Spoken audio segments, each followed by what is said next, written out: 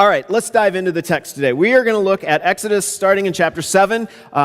See, much better. Let there be light. And so we are going to dive into this because this is a section that I think is one of the hardest sections of the Bible to read, but it's also one of the most cool of all the sections of the Bible because, you got frogs and boils and you got, gnats and flies and locusts, and it's really cool because you got snakes eating other snakes. I mean, this is really good Sci-Fi Channels type stuff, okay? So I like this section, but it's difficult because when you start thinking about the context of God sending these things or making these things happen in the context where, some people who we would maybe call innocent bystanders get hurt. And we're trying to, we try to justify that in our mind, and we're trying to figure it out, and it's not always that easy. Okay, so this is not an easy text, and I'm not even going to pretend like I'm going to answer all of your questions as we go through it. If anything, I may bring up a few more that you have to wrestle with on your own, and for that, you're welcome. And what I'd like you to do is over the next week, go back and read through this section. It's easy to read. It's not, really difficult. There's not a lot of, Amalekites and all this stuff to read. It's just basic interaction. It's a narrative where Moses comes into the presence of Pharaoh and does what God tells him to do, and then God intervenes and does some amazing stuff. Now, last week, we looked at the first two chapters of this part, chapter 5 and 6, where Moses does that. He goes in and he says, let my people go, and you got the Charlton Heston feel and all this, and Pharaoh just looks at him and says, no. Matter of fact, I'm going to double the workload on the people. So you come in and you ask me for freedom, but instead I'm going to make it even harder on everyone. And so everyone obviously gets a little ticked off at Moses, right? Because Moses came in saying, I'm going to set us free, I'm going to go take care of this, but instead their workload is doubled. And they're supposed to make the same number of bricks, but they have to go gather their own straw. Everything's horrible. And they really are saying, okay, what are you doing, Moses? This was an epic failure. So he goes to God and he says, okay, this was an epic failure. What do I do? And God says, I'm not done yet. This was just the first part. Now I want you to do this and do it my way this time. I want you to go in and do exactly as I say. And so that's what happens over these next few chapters. And this really does take us into some deeper waters of interacting with this God that reveals himself to Moses and uses the name Yahweh, which is I am existence. I am. There is no other. It is me, and I am nothing. I'm not contingent on anything. Everything is contingent upon me. And so you've got to understand that. That's who I am, and that's the God that's coming to rescue these people that he is going to, and we learned this when he reaffirmed the covenant with them. It's the people he's going to redeem, he's going to adopt, and he's going to house. He says, I'm going to bring you in as my family. You are special to me. And I'm going to use you in my grand redemptive plan for all of creation. Not just you, but all of creation. So this section is where two powers line up. God and Pharaoh. And we see that God in this situation is willing to do whatever he needs to do so that his redemptive plan continues, so that it moves to fruition, so that he accomplishes what he wants to accomplish. He could very easily have said, you know what, Pharaoh, too big, too hard, I don't want to deal with that, I'll pick another group of people, right? I mean, he could have, but he had made a covenant with Abraham, with Isaac, with Jacob, and said, you will be the father of the people that I will use to save the entire world, to redeem and restore all of creation. You ended up in Egypt. Now I'm going to intervene, and I'm going to demonstrate who I am and what needs to happen. And this entire section is about showing that God is all-powerful, he is omnipotent, he is sovereign, he is in control, and he remains that way. Even when we don't get it, when we don't understand what's going on, we can know because we see these things, this testimony of Scripture that God is in control. In chapter 7, verse 5, we read really the prelude of why God is going to do all this. And this sets the stage for all of it. He says, the Egyptians shall know that I am the Lord, And if you'll notice in your text, it's probably capitalized, Lord. That's because it's the word I am, which we talked about a couple weeks ago. I am Yahweh, which is the sovereign name of God that the Hebrews wouldn't even write. It was too holy. They wouldn't even write that word, and so they changed it to Adonai, which is Lord. But they would capitalize it so that we knew it was really just another word for that tetragrammaton, that four-letter word of Yahweh, the God of all. And so he says, before I'm doing this so that the Egyptians shall know that I am the Lord when I stretch out my hand against Egypt and bring out the people of Israel from among them. God isn't just randomly doing something going, gee, I hope this works. Right? He isn't just coming to Pharaoh thinking, all right, how can I play this game right? How can I negotiate this? He's coming saying, I'm going to do this so that all of Egypt and then ultimately all of the Israelites will know that I am God. Because they didn't really know him yet. You got to remember, Abraham, Isaac, and Jacob, okay, yeah, they knew him. They were the patriarchs, right? They had spoken with God. God had called them. They had all this. But now for 400 years, nothing. America's what? Just over 200 years old, 250 almost.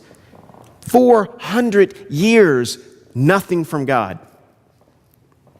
We can't even imagine from a generational perspective what that would be like.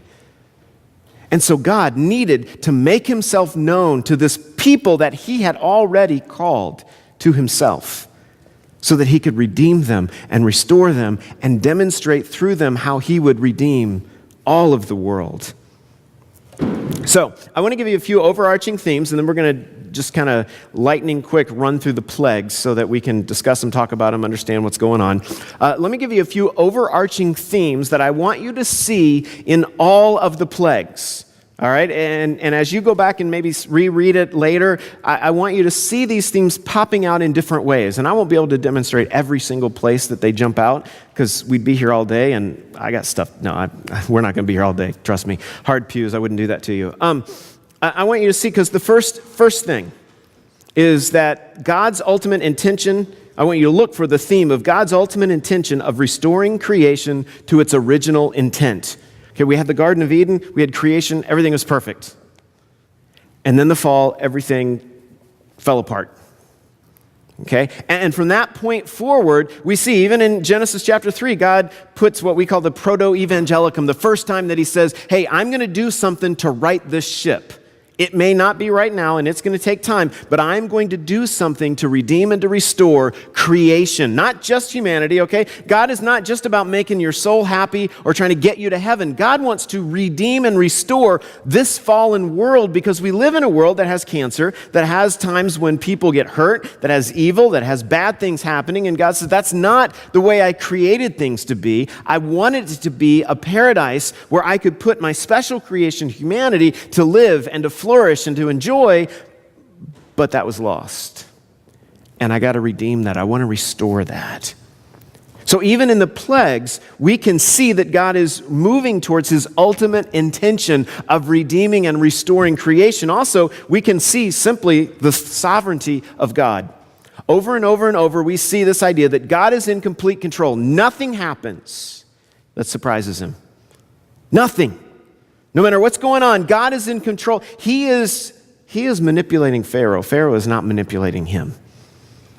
Okay, God isn't just going, gee, if I do this, maybe this will work.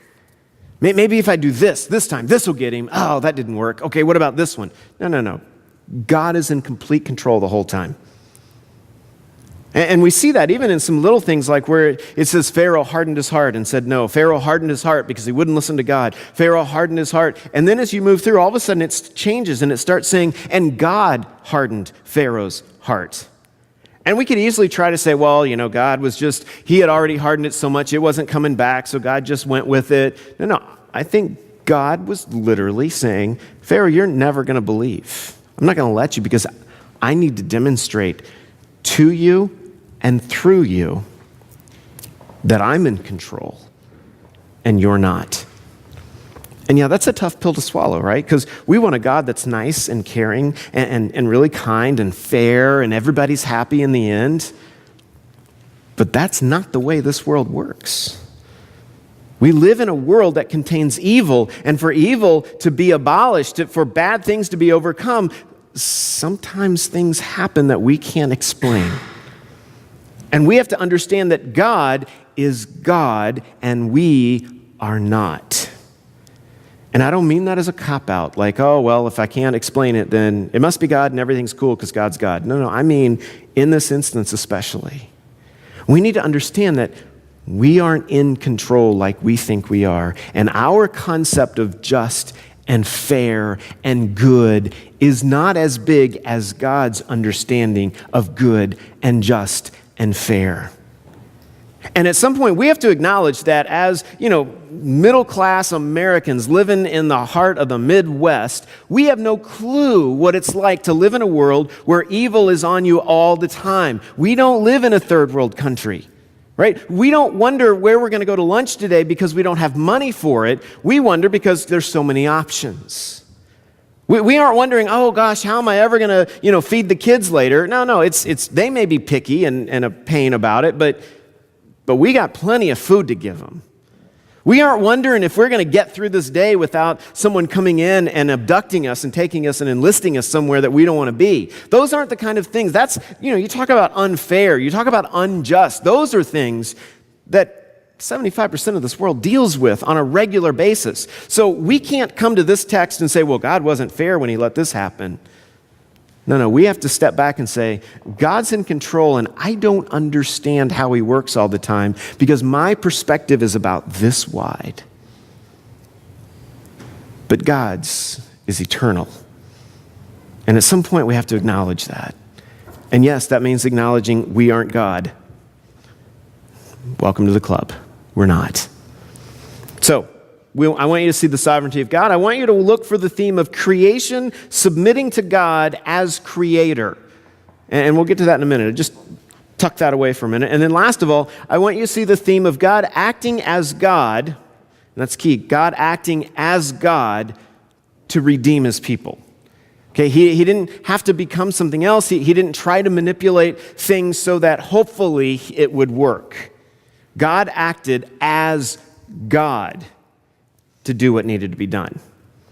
Okay, so as we look through those themes, let's dive in. Chapter 7 is, I called it a plague prelude because it's staffs and snakes and some weird things that happen, but it sets up what's going on, right? Moses and Aaron go into the presence of Pharaoh, and Aaron, in order to demonstrate to Pharaoh that this is truly God speaking, what does he do? He takes a staff and, Moses tells Aaron, because, Aaron is the mouthpiece of Moses, just as Moses is the mouthpiece of God. And he tells Aaron, okay, throw your staff down. And I'd love if I could actually do this really cool trick, but I can't, so we're not even going to pretend it. But he throws the staff down, and what happens? It becomes a snake. Now, I'm guessing it didn't become a little garter snake, okay? This thing became something big and nasty and mean. Probably, just knowing the culture there, some type of asp or some type of cobra, okay? Poisonous, dangerous, big, scary. And he did it to demonstrate God is actually saying this. But then what happens? Pharaoh, because he understands that when Moses and Aaron are coming in to say, Yahweh is saying, let those people go because they are his people, Pharaoh understands that this is a battle. Okay, this is two warring gods coming to the table to do battle.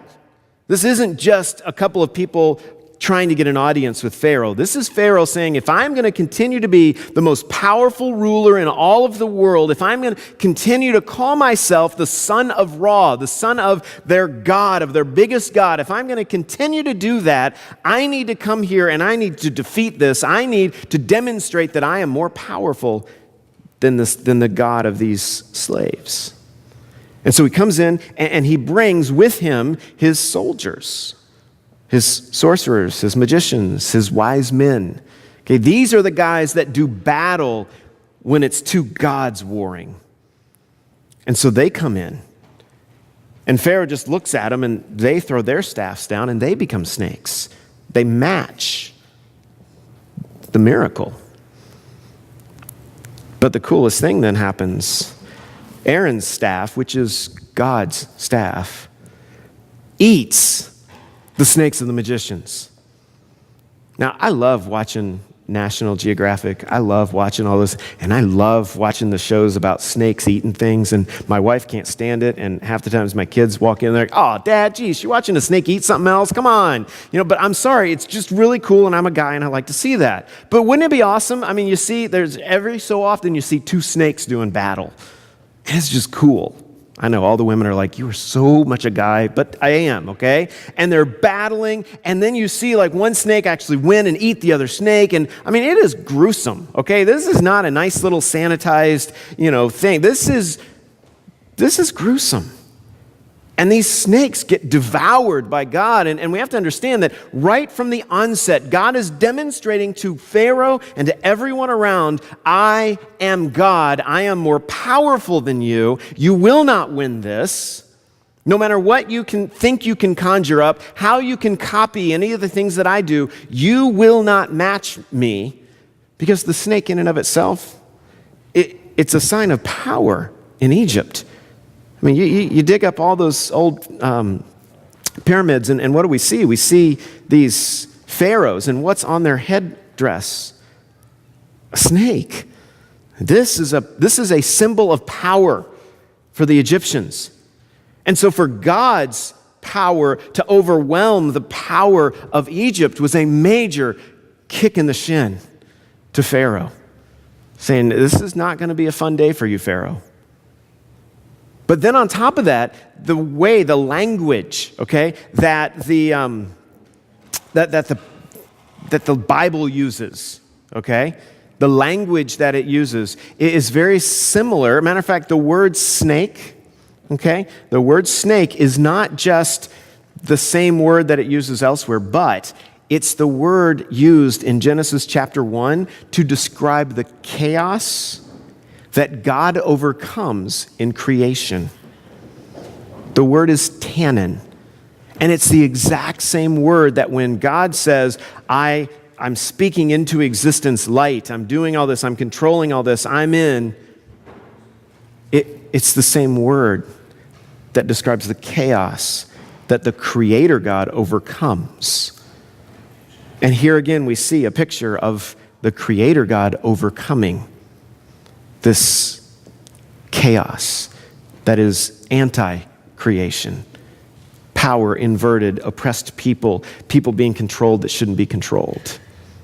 And so God steps in.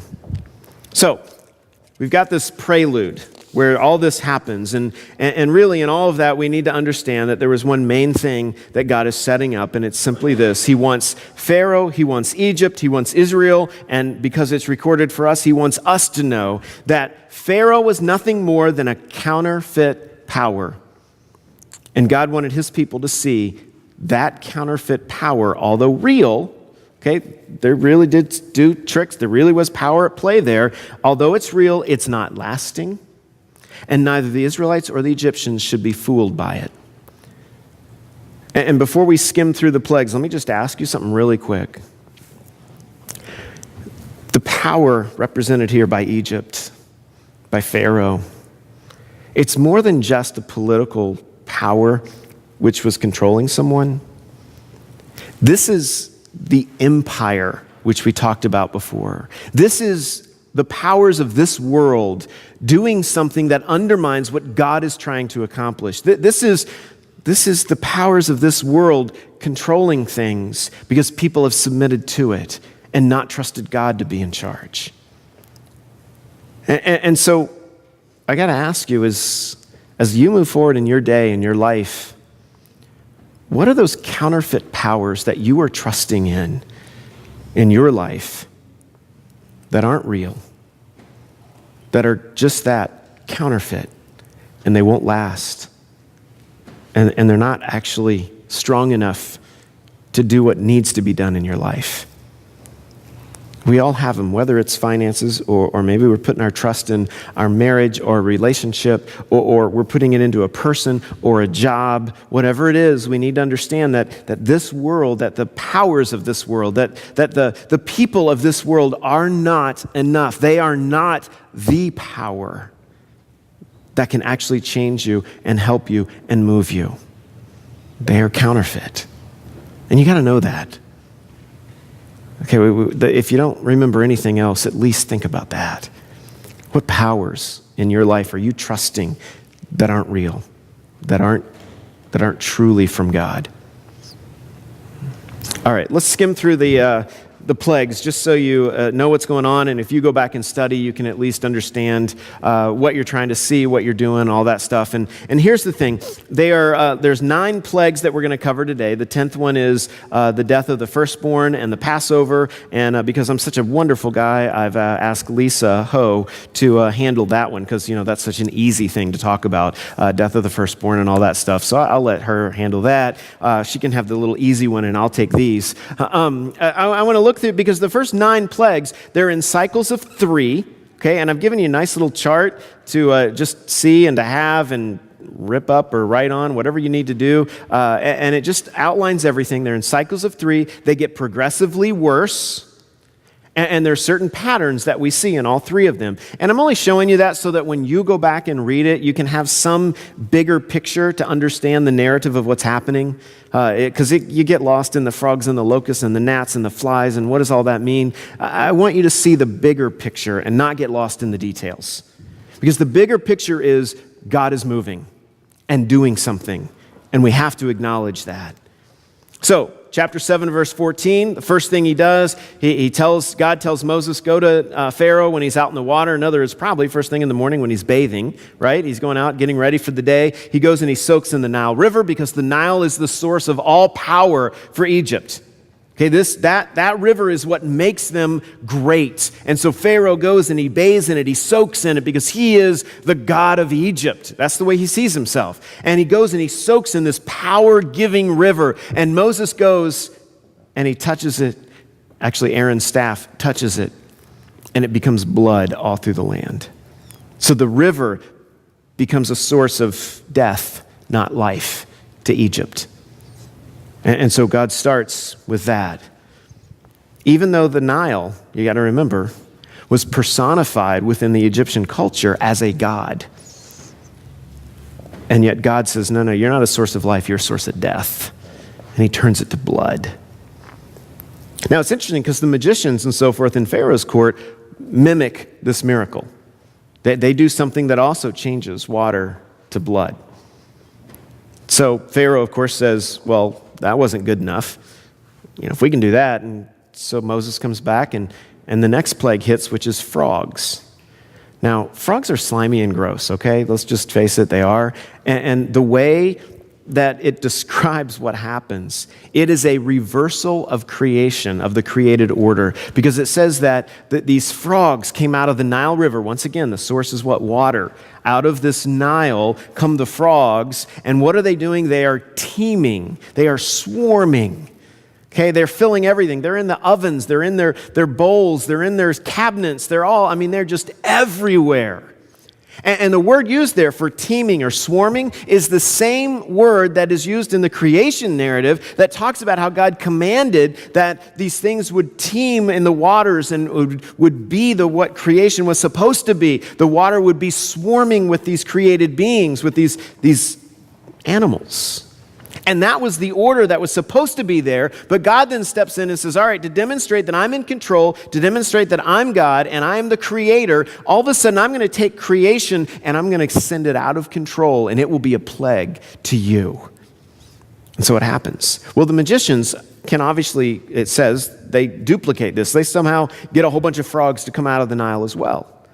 But if you read the text, the interesting thing is, when Pharaoh wants the frogs to go away, does he go to his magicians? No. He goes to Moses and says, Moses, pray and make them go away.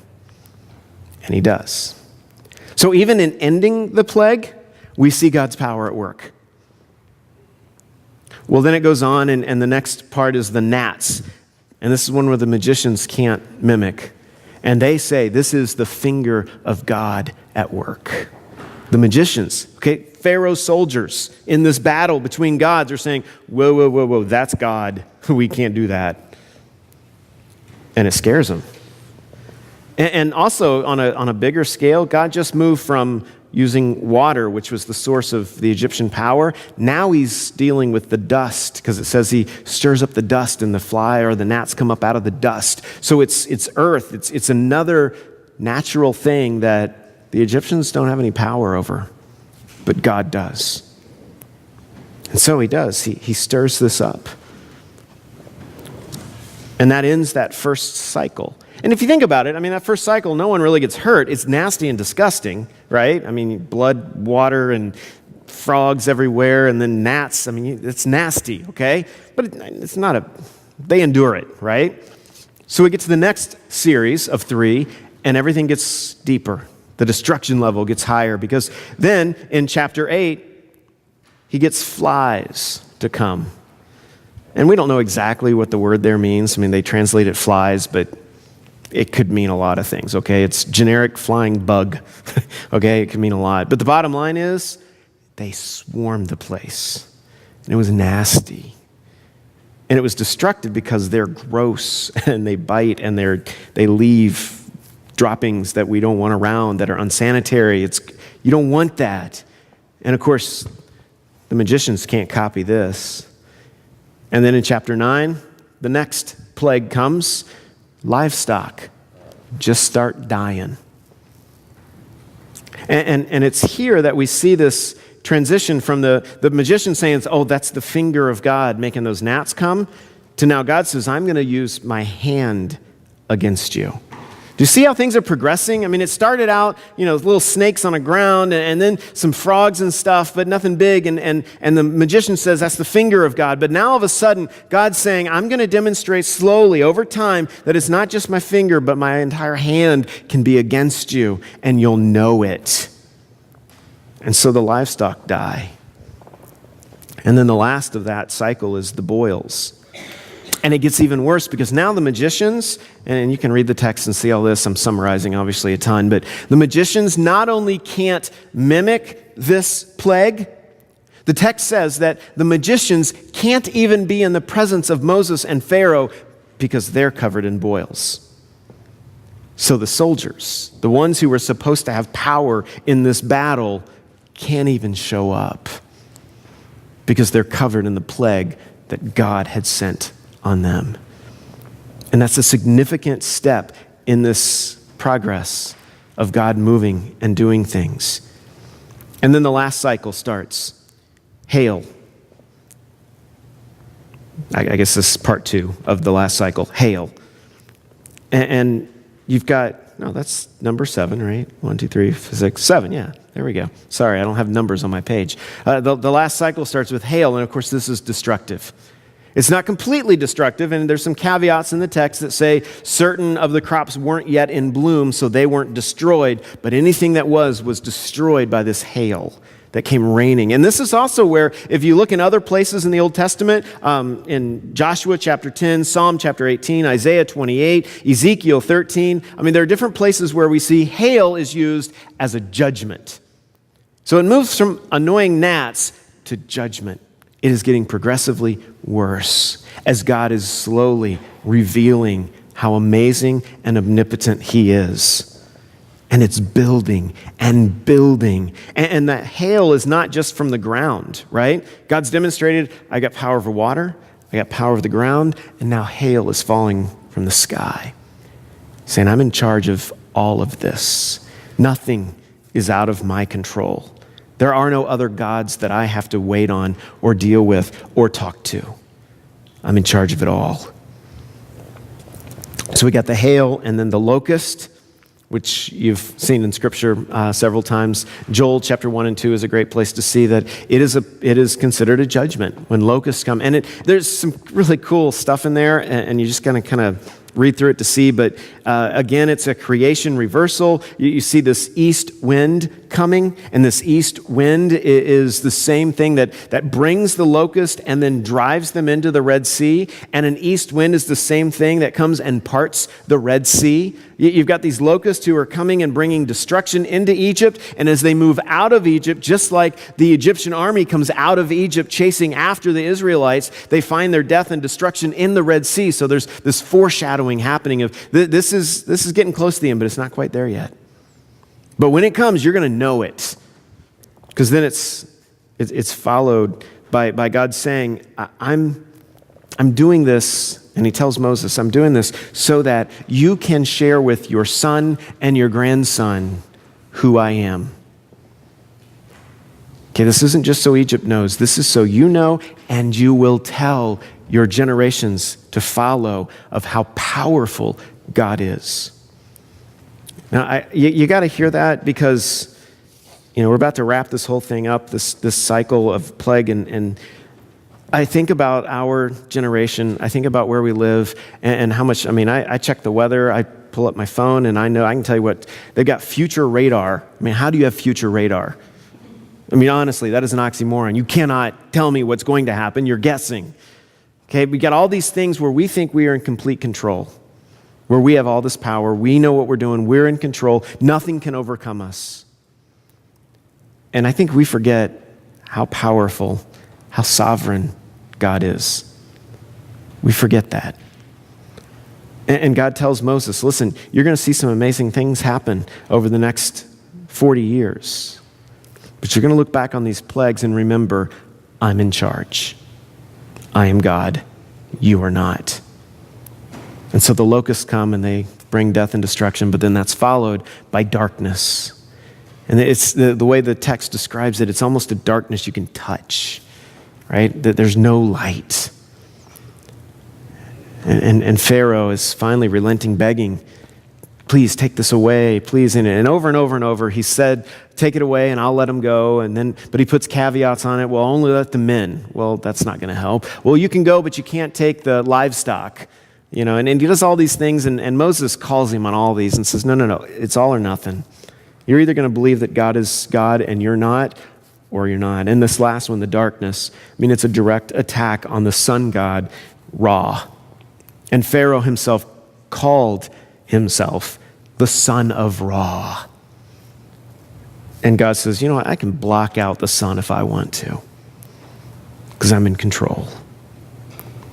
And so as you read these and as you think about this idea of God being in control of all these things happening, and there's death, there's destruction, and it seems to be from the hand of God, and God seems to be at times, really demonstrating some scary stuff.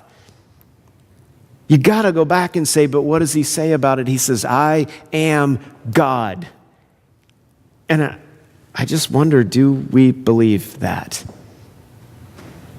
Really, do we believe that he is God?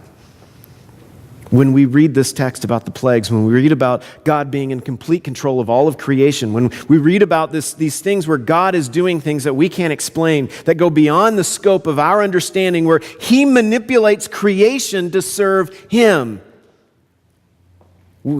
He isn't serving creation. No. Creation does whatever God says, even if it's reversing the function of creation, because God is God and we are not. And so the questions that I want you to think about is, that above all else, this text reminds us who is God. The guy who wrote a commentary on this section, Peter Enns, he says this, our actions, and this is where we kind of think, so what? Okay, so God's God, I'm not, whatever. Our actions are determined by who we are at our core. Who we are at our core is determined by whom we worship. The plague narrative, indeed the book of Exodus and the entire Bible, is a call to worship the true God. And it calls us to that goal by telling us who he is. Who do you worship at your core? How does Exodus chapter 7 through 12, the plague narrative, expand your understanding of God? How does a larger understanding of the sovereignty of God and his complete control change you? God makes himself known to his people, and he chooses them within the context of oppression and suffering, and he draws them out to demonstrate that he is God. Do you believe that? And does it change you? Do you believe that at the core? That God is God and you are not. He is in complete control of all of creation. And what does that do for you and to you? I'm going to pray. I'm going to ask the band. I got one last just little song to sing that you can maybe reflect on that concept for just a minute. God, I ask you as we try to figure out what it means to see you as God and us as not, God, I pray that you would give us wisdom in just being able to hear you, being able to listen, being able to accept that you are God.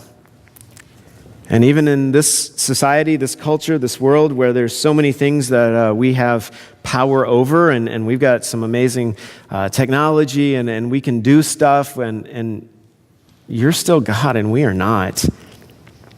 And Lord, just as you told Pharaoh towards the end of this, you through Moses, you said to Pharaoh, listen, I could have wiped you out off the face of the earth if I wanted to, but I didn't. Because I wanted you to believe who I am, and I wanted generations to believe who I am. And so, God, I ask you to help us grasp that. And in our brokenness, our humbleness, our humility, we acknowledge that we can't understand it all, and we acknowledge that we need your help to understand it. And so we just humbly ask you, expand our understanding of you, that we may know you and worship you, and then make this world better because we worship you. In Jesus' name, amen.